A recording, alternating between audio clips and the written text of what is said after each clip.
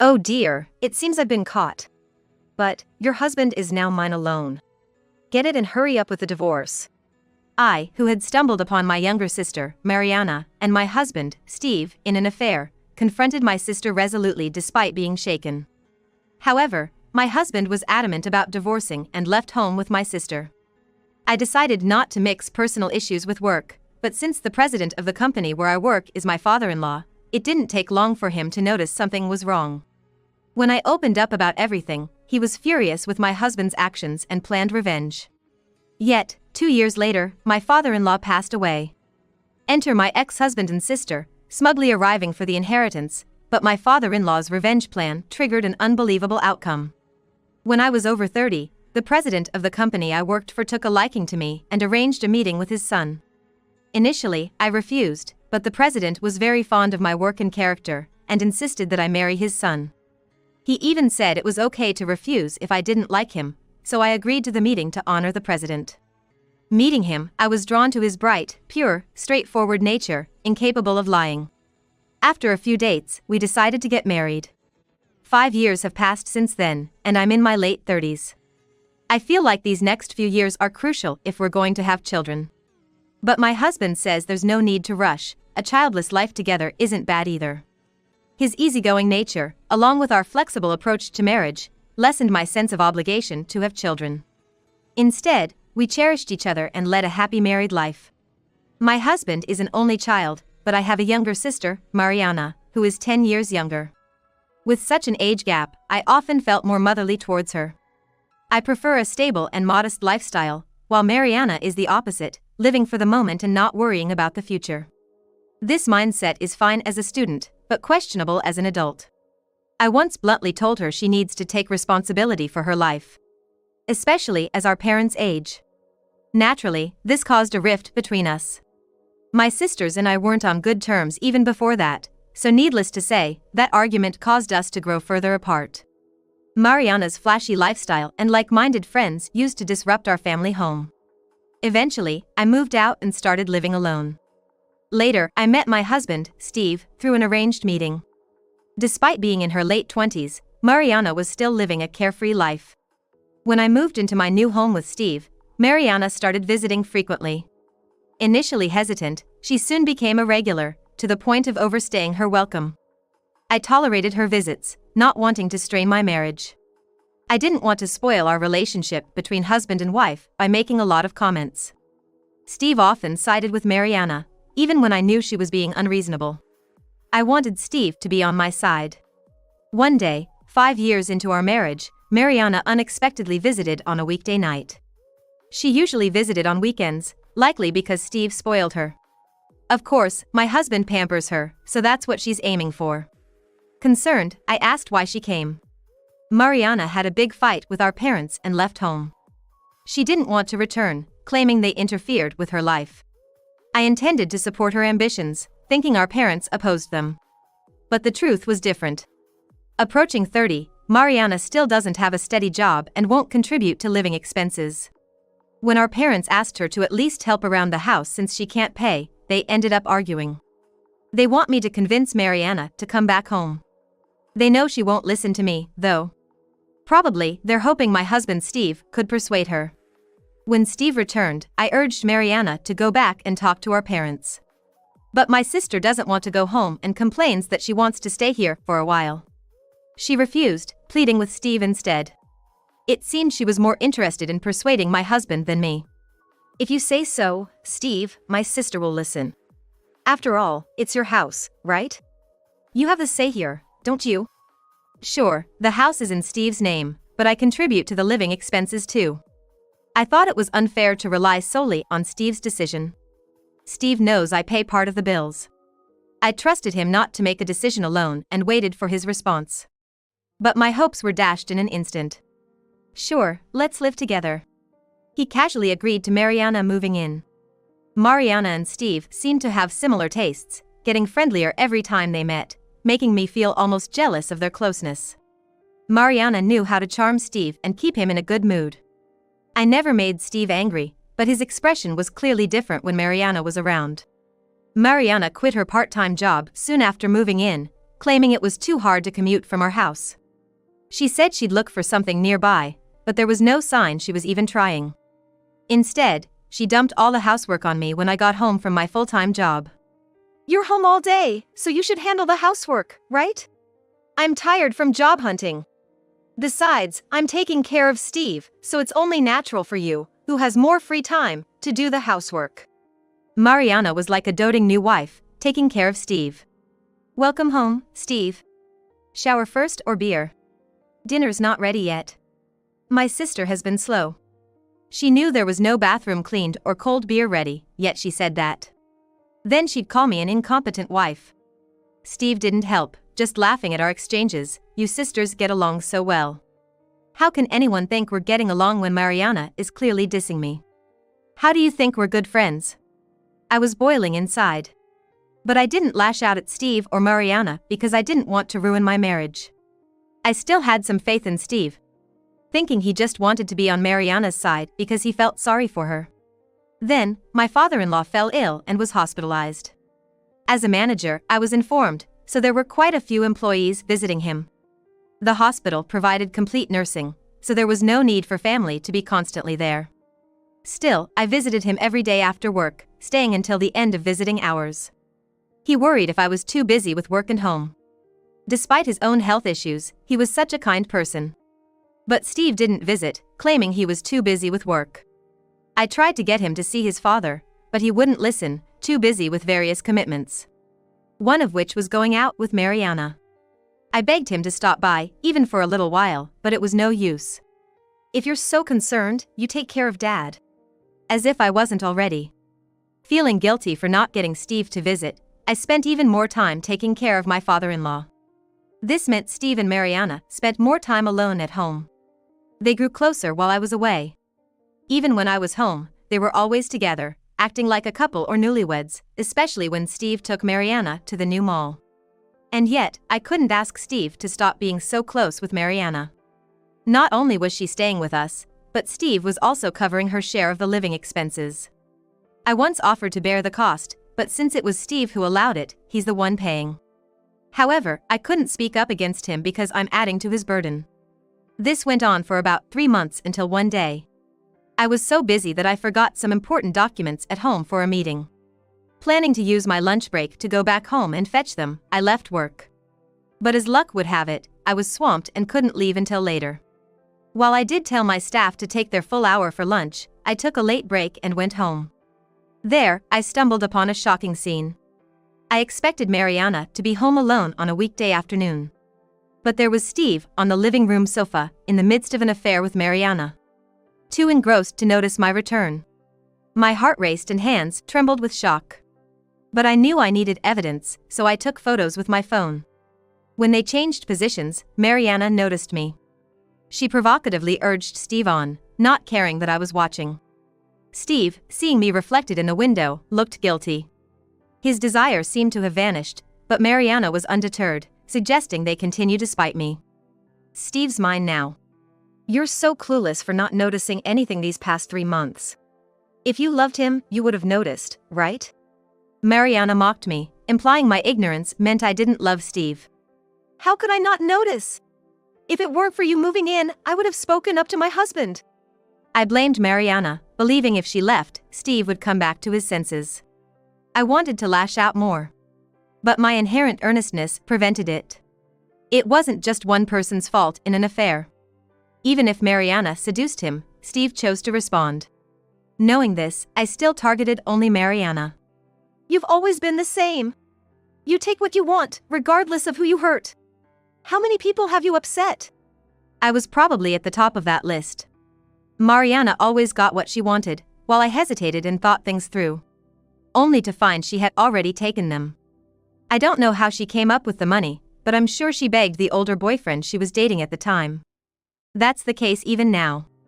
She approached Steve, not because we were close, but because he was the son of a wealthy company president. She laughed off my anger, calling me foolish for being outsmarted. Steve then spoke up for the first time. "You're also unaware of how you belittle and look down on people. Do you even realize it?" He confessed being with me was painful. And Mariana was his escape. He thought I was perfect and unforgiving. A cold, machine-like person. Even though my husband is the next company president, my father-in-law always relies on me. He resented my presence, as his father always relied on me, making him feel redundant. I was astonished Steve felt this way. I'm divorcing you. It's suffocating being with you. He said he would leave with Mariana. If you do that, I'll sue both of you for alimony. Absolutely not. Why should we pay you anything? Steve agreed with Mariana, threatening to cut ties with his father and quit the company if I demanded alimony. If Steve, the future company president, leaves the business, it won't survive. Even now, there are board members grumbling about what the next president is doing. You can't do it, can you? You feel too much gratitude towards my father, the current president, to put him in a difficult position. Steve was right. I owe my current position to my father-in-law, the company's president.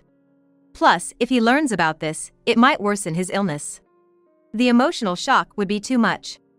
I understood more than anyone that this wasn't the time to be assertive. Mariana walked past me, smirking, while I stood there unable to respond. Steve passed by in silence, and I heard the front door close behind them. They left hand in hand.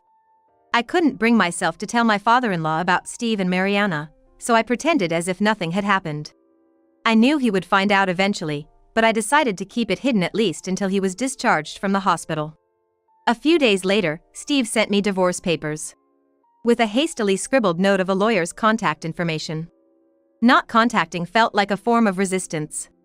I thought about discussing it with my father-in-law after his discharge, but after calming down, I realized I didn't miss Steve as much as I thought. My only concern was repaying the kindness shown by my father-in-law. I didn't want to cause him any more trouble. So, feeling it was wrong to hesitate, I decided to contact the lawyer to proceed with our divorce. I carried the divorce papers with me, planning to visit the lawyer after visiting my father-in-law at the hospital. I tried to act normal, but he noticed my lack of spirit and asked if something was wrong. I denied it, but he saw through my pretense. I couldn't deceive him and ended up confessing everything since his collapse, including Mariana being Steve's affair partner. It was hard to say the words. I felt responsible, as Mariana's sister, for setting the stage for their affair. If I hadn't married Steve, none of this would have happened, and my father-in-law wouldn't be saddened. But he insisted it wasn't my fault. He said cheaters will cheat regardless of their partner, and they repeat their actions even when blamed. Moreover, an affair with one's wife's sister is unforgivable. He was so appalled by my husband's pathos that he doesn't even feel like getting angry at me, asking why he doesn't try to confront his jealousy that he's being neglected by something else. Already fed up, he was ready to cut ties with Steve. That's when I learned about Steve's past misdeeds, putting his position as future president in jeopardy. My father-in-law urged me to demand alimony and proceed with the divorce. But I shared my concern. If I demanded alimony, Steve threatened to cut ties with his father and quit the company. Cut ties with me? Leave the company? I'd rather declare it myself. He mentioned cut ties with Steve, but I knew it's not easy to sever family ties. No matter what the reason, it must take a lot of determination to cut ties with your family. If it were, I'd have cut ties with Mariana. After some thought, my father-in-law seemed to have made up his mind and made me a proposal. My father-in-law made a proposition that left me speechless. He told me to take my time deciding, and until then, he'd wait for the divorce papers. I decided to wait until then to file for divorce. I couldn't decide alone, so I consulted my parents. They supported any decision I made. Mariana's actions were unforgivable, and they too felt it was time to take a stand. After careful consideration, I accepted my father-in-law's offer. I informed him, then visited the lawyer and notified Steve. He was overjoyed, believing I'd followed through with our deal and not demanded alimony. He even ordered me to diligently care for his gracious father until the end. I could have spoken up now that I was no longer bound to Steve, but I chose to play along, following my father-in-law's plan to exact revenge on Steve and Mariana. That's why I decided not to argue and play the role of a useless woman who can't disobey her ex-husband. 2 years later, my father-in-law, who had been hoping to return to the company, passed away. I stayed by his side until his last breath. There were close calls, but he had overcome them. I believed he would pull through this time too, but the accumulated strain and his age took their toll. I informed Steve of the close calls, but he never showed up, dismissing them as not critical. I contacted Steve just before my father-in-law passed away. The doctors had said it was time to prepare for the worst. I urged him to visit while he could to avoid regrets, but he never came to the hospital. My father-in-law passed away surrounded by me and the company's executives. I had little time to mourn, as I had to arrange the funeral and notify people who had known him. The first person I had to inform was Steve, as the actual son. I told him about the death with a shaky voice, and this time, he asked detailed questions about where to go. I answered as best as I could. Then, Steve arrived at the family home with Mariana. Relatives' visits were the priority, followed by company associates. Many employees voluntarily helped behind the scenes. Steve seemed unaffected by his father's death. People grieve differently. Some cry openly, others remain stoic in public and grieve in private. So even though it looks like my ex-husband doesn't feel anything towards my father-in-law, I don't know what's going on in his heart. So, I thought best to leave Steve alone. But as I was about to leave, he stopped me. "Where are you going? I need to talk to you." He blocked my way with a low, growling voice. Turning around, Steve claimed he would inherit the company and all the estate, and as an outsider, I should leave immediately. He even forbade me from attending the wake and funeral, ordering another employee to represent the company instead. I was surprised. But everything was unfolding just as my father-in-law had predicted. He had said Steve would certainly try to claim everything. I relayed the script my father-in-law had given me to Steve. "I'm not an outsider. After our divorce, your father adopted me as his heir." Steve, in disbelief, began to panic. "How dare you do this without consulting me, his son? It's invalid. I don't need your permission to be adopted by your father. And now, I inherit everything." When my father-in-law adopted me, a notary public prepared a will bequeathing everything to me, with his lawyer present. Steve knew the lawyer and could verify if he didn't believe me. My father-in-law had foreseen Steve's actions, and as expected, Steve realized I wasn't lying. "If you had visited your father even once, maybe things could have been different." The likelihood was slim, but depending on Steve's redemption, he might have received some inheritance. Steve had no comeback and fell silent. But Mariana hadn't given up. Dredging up some knowledge she thought might be useful. She's always been quick-witted about such matters. I think my sister's life would have changed if she had used it for something else, but it might be too late. She claimed that even with a will, Steve was entitled to a forced share. I expected Steve to jump on this, but he just looked more uncomfortable and stayed silent. I knew why. My father-in-law had disowned Steve after he accumulated a massive debt as a bachelor, which my father-in-law had to pay off. The debt wasn't a few million but tens of millions of yen. When my father-in-law covered it, it wasn't without conditions. One was that Steve had to repay a set amount each month, interest-free. The other condition was giving up his right to a compulsory portion of the inheritance in lieu of repayment. Maybe Steve thought it didn't matter since he'd inherit anyway. He probably saw the debt write-off as more beneficial. I don't know his exact thoughts when he signed the waiver, but that meant Steve had no right to any compulsory portion. My father-in-law had lost patience with him, but he hadn't considered cutting ties with him yet. He hoped that a responsible wife and a family would make Steve more accountable and less dependent. That's when he noticed me. At first, he saw me just as a potential wife for Steve, but then he felt I had the qualities of a successor. He had hoped that marrying me would inspire Steve to grow, not drive him to jealousy, infidelity, and divorce. Steve kept silent as Mariana pressed him on why he wasn't responding. My ex-husband can't tell. He couldn't admit that he had signed away his rights due to short-sightedness and a desire for an easy way out. So I spoke for him. Mariana turned on Steve, accusing him of deceiving her. "You deceived me. I didn't deceive you. I never thought Dad would do something like this. You should have realized something was up with all the attention Dad gave to my sister. Why didn't you check before divorcing her?" As they started to argue at my father-in-law's funeral, I decided to interject. "Sorry to interrupt your heated argument, but I'm going to claim my emotional damages against both of you using the video I took on my phone." I delivered the news lightly and cheerfully. It felt like a triumphant reversal. It's no good to let your emotions run wild. I knew that by looking at my sister. I should change my behavior after seeing how others behaved.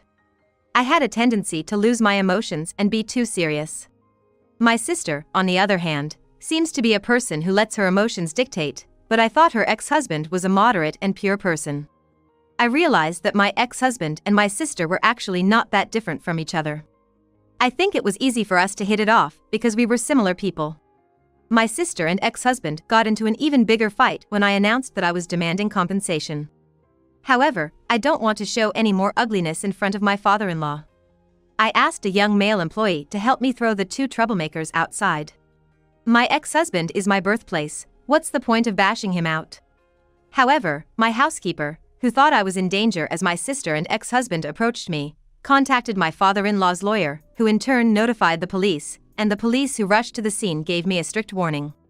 Onlookers gathered from the neighborhood, and my sister and her ex-husband quickly left. By the way, I became even closer to the housekeeper that my father-in-law trusted and employed for many years after I became his adopted daughter. Even after her father-in-law passes away, she plans to continue working as a housekeeper as long as she has the strength to do so. After that, with the help of those around me, I completed my role as chief mourner. Executives praised the funeral, saying it was a rare and splendid funeral, and the conduct of the chief mourner. Since I had been preparing to take over as the next president, the company transition went smoothly. Being a female president, I became well known within the company, with no employee unaware of who I was. It's common in large companies for employees not to know the CEO's face. Our company, headquartered in Nebraska, has branches in other regions and subsidiaries. My father-in-law worked even during his hospitalization, buying struggling companies and improving their performance. As the company grew, it was natural for only the management to know the president. You might forget someone you met just once at an induction ceremony. I resolved to always remember my initial determination and unite the employees to build up the company. My father-in-law had started with the same intention but gradually lost it as the company expanded. When I was uncertain, my father-in-law always told me to go back to the basics and to listen to others' opinions but make decisions responsibly. He taught me many lessons from his successes and failures. Based on these, the first thing I did as president was to reorganize the staff. Though I only fired one person. Steve, who believed he would be the future president, had been misusing company funds. Even as president, the company's money isn't personal funds. He didn't even understand that basic principle. No matter how dire the circumstances, using company funds is absolutely unacceptable. However, I didn't want to dismiss someone without hearing their side, even if their reasons were trivial. It's better than acting rashly and dealing with complications later. Steve's excuse was pathetically inadequate. He wanted to live a luxurious life with Mariana. Apparently, he indulges every whim of hers. She's all I have. What am I supposed to do if she leaves me? What's wrong with using the money for that? He didn't even see the embezzlement as wrong, so I fired him without any sympathy. After that, Steve and Mariana had to work tirelessly every day to pay back what they embezzled and the damages to me.